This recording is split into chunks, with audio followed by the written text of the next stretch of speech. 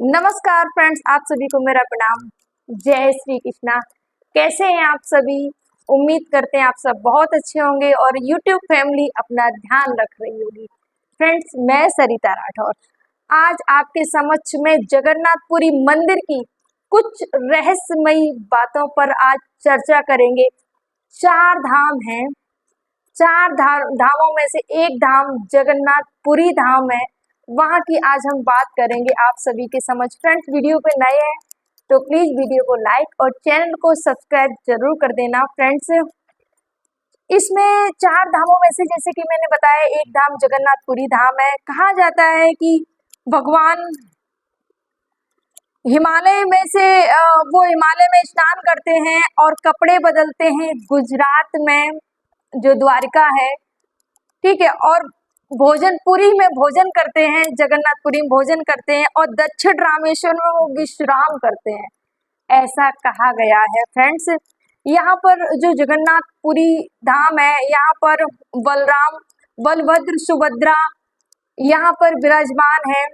जगन्नाथपुरी में श्री कृष्ण, कहा गया कि इनकी जो मूर्तियां हैं वो काठ की बनी हुई होती हैं, काठ की बनी हुई इनकी मूर्तियां हैं और हर वर्ष इनकी जो रथ यात्रा है वो निकलती है। फ्रेंड्स, ये जगन्नाथपुरी जो मंदिर है वो भुवनेश्वर, उड़ीसा में है।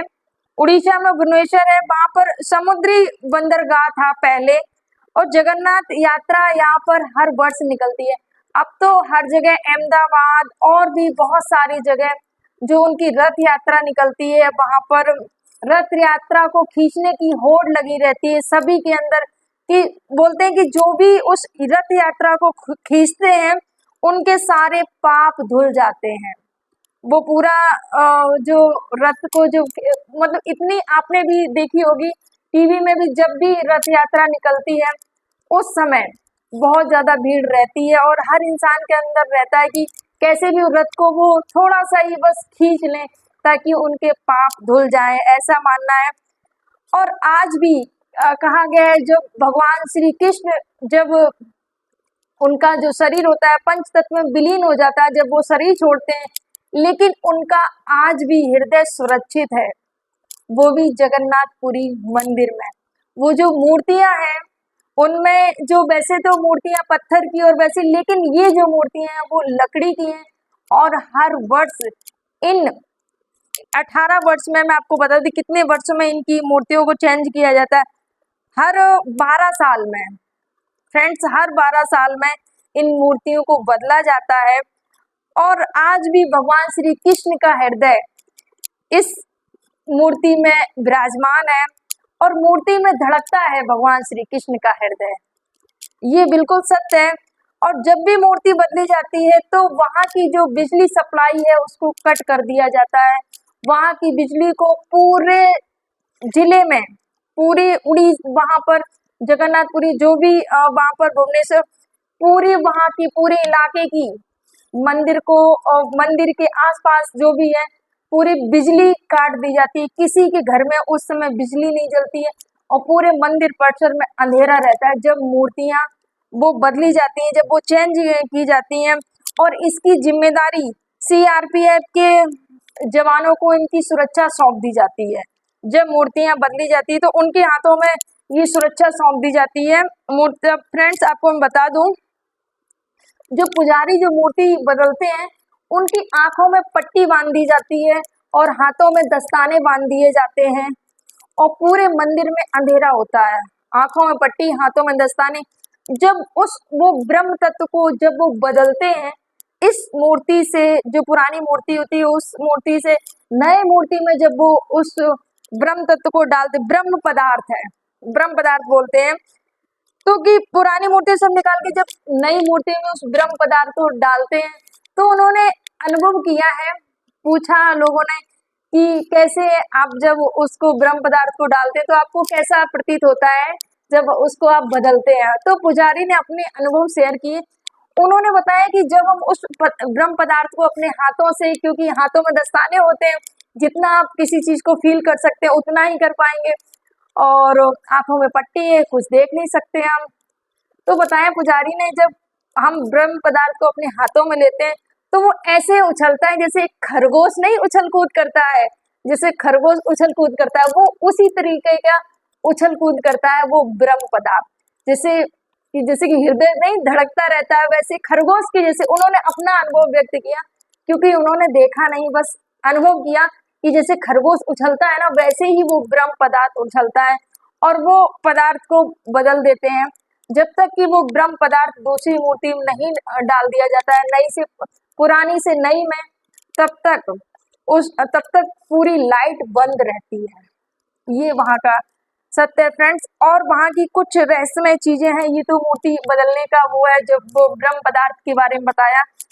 और वहां का जो ध्वजा है, जो झंडा है, आपको बता दें, जब आपने अक्सर मंदिरों में देखा होगा, जब ध्वजा हवा चलती है उसी तरफ जो हवा की तरफ ही झंडे लहराते हैं, आपने देखा होगा, जिस तरफ हवा चलती है उसी तरफ। लेकिन यहाँ पर अलग है, जब हवा चलती तो उसकी विपरीत दिशा में, जैसे हवा इधर चल रही तो झंडा इस तरफ लहराएगा, उसके जस्ट विपरीत दिशा में झंडा लहराता है उस मंदिर का। और दूसरा ये है कि रथ यात्रा, वहां पर जो रथ यात्रा जो निकलती है, वहां पर वहां के सोने की झाड़ू, सोचिए फ्रेंड्स, रथ यात्रा जब निकलती है तो सोने की झाड़ू, वहां के जो राजा हैं, जो पुरी के राजा आते हैं और वो झाड़ू लगाते हैं रथ से, सोने की झाड़ू से वो रथ को साफ करते हैं फ्रेंड्स। और वहां पर एक चीज और है, समुद्र के किनारे सिंह द्वार है। सिंह द्वार में आप जैसे, क्योंकि जो मंदिर है उसके किनारे वहां पर ही समुद्र है, तो जैसे ही सिंह द्वार को मंदिर के बाहर खूब आवाजें आती हैं, खूब समुद्र की आवाज आती है, क्योंकि समुद्र है पास में। लेकिन जैसे ही आप सिंह द्वार में प्रवेश करेंगे, तभी जैसे ही आप सीढ़ी पर कदम रखेंगे, देखिए ये सिंह द्वार है, यहाँ पर आपने पहली सीढ़ी पे कदम रखा, अंदर जैसे ही प्रवेश किया, वैसे ही जो समुद्र की आवाजें हैं वो आना बंद हो जाती हैं। ये सत्य है, वहां के लोगों ने ये देखा, ये अनुभव, ये मिस्ट्री है, रहस्य। सोचिए थोड़े कदम पर ही, एक थोड़ी सी दूरी पर जो तेज आवाजें आ रही, वो आवाजें एक कदम रखते ही वो आवाज सुनना बंद हो जाती है, आवाज कानों में नहीं आती है सिंह द्वार में घुसते ही समुद्रों की। दूसरा फ्रेंड वहां का मैं बताऊं, जगन्नाथपुरी के ऊपर एक रहस्य है ये, कि आज तक, जैसे कि आपने देखा होगा मंदिर, मस्जिद, गुरुद्वारे या गिरजाघर, आपने देखा जब ऊंचे ऊंचे रहते हैं तो कोई भी पंछी आता है उस पर बैठ जाता है आके, आपने अक्सर देखा होगा।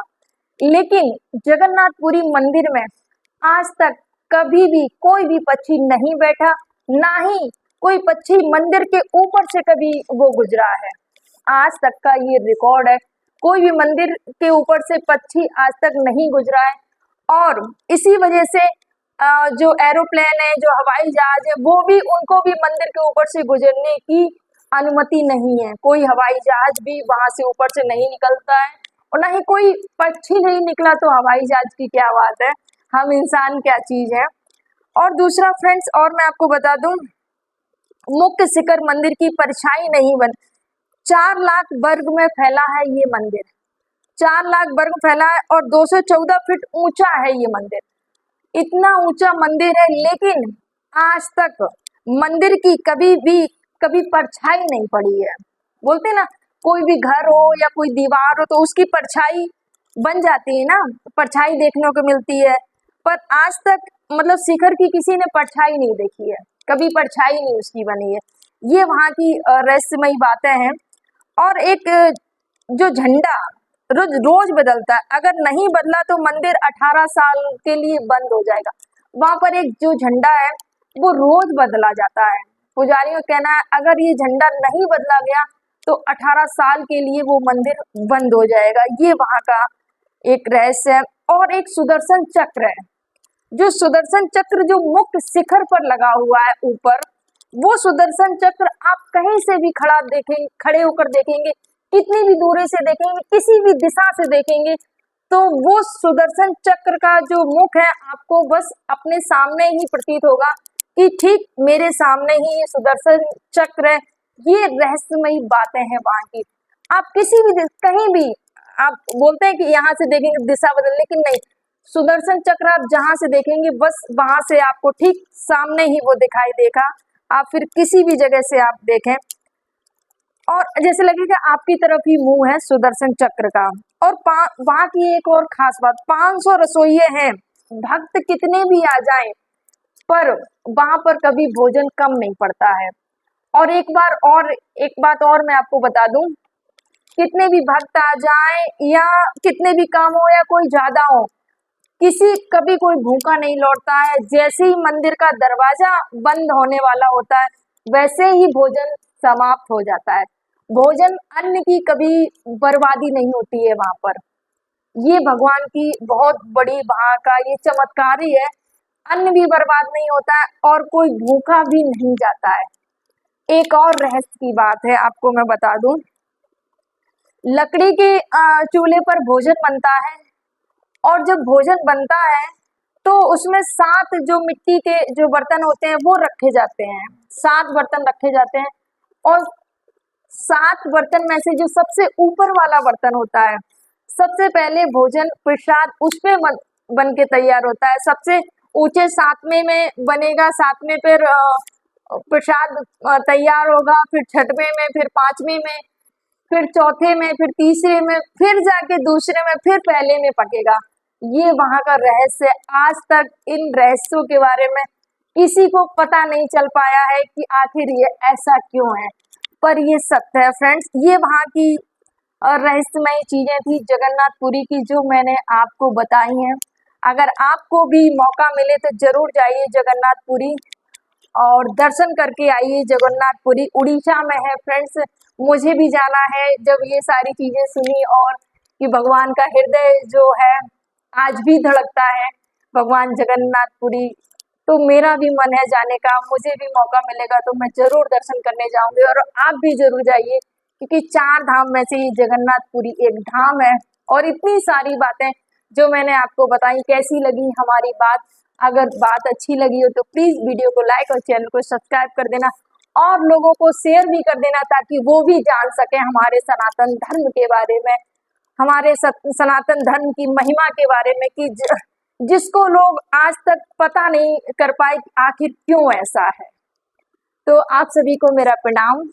जय हिंद, जय भारत, जय सिया राम, जय श्री कृष्ण, जय श्री कृष्ण, जय जगन्नाथ प्रभु की।